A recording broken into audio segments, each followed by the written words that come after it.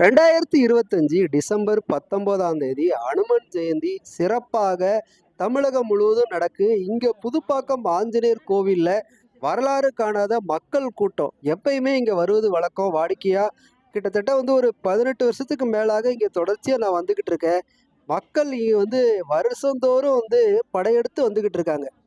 கோவிலுக்கு போனோம் அப்படின்னா நமக்கு எப்படியாவது பிரச்சனை தீந்துரும், நமக்கு வாழ்க்கையில நல்லது நடக்கும் அப்படின்னு நாம நம்பி ஒவ்வொரு கோயிலா போய்கிட்டு இருக்கோம். இறை நம்பிக்கை மனிதனுக்கு வர வர மனிதனோட ஒழுக்கங்கள் இன்னைக்கு அதிகரிக்குது.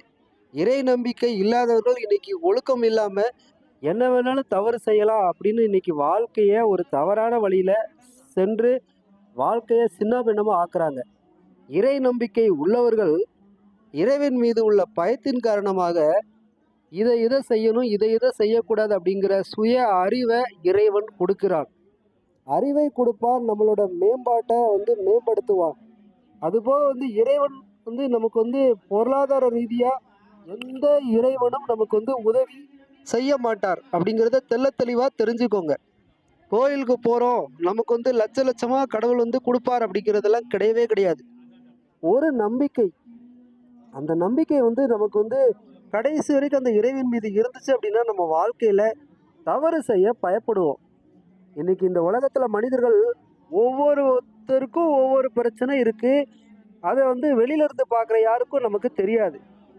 அதனால இறைவனை நம்ம ஒரு அளவுக்கு நாம கும்பிடலாம்.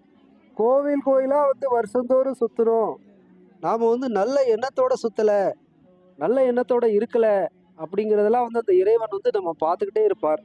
நல்ல ஒழுக்கத்தோட கோவிலுக்கு போகிறது எவ்வளோ முக்கியமோ அதுபோல் நம்மளை சுற்றி உள்ளவங்களையும் நம்ம மனிதர்களாக மதித்து சிலரை ஏமாற்றணும் அப்படின்னா நம்ம வாழ்க்கை தலைகீழாக மாறிடும். அதனால் கோவிலுக்கு நீங்கள் போங்க, போகாமல் இருங்க. ஆனால் நாம் சுய அறிவோட, மனித நேயத்தோட, உண்மையோட, நேர்மையோட இருந்தோம் அப்படின்னா நம்மளுக்குள்ள அந்த இறைவன் நமக்குள்ள வேலை செஞ்சு நம்ம வாழ்க்கையை நல்வழிப்படுத்துவார்.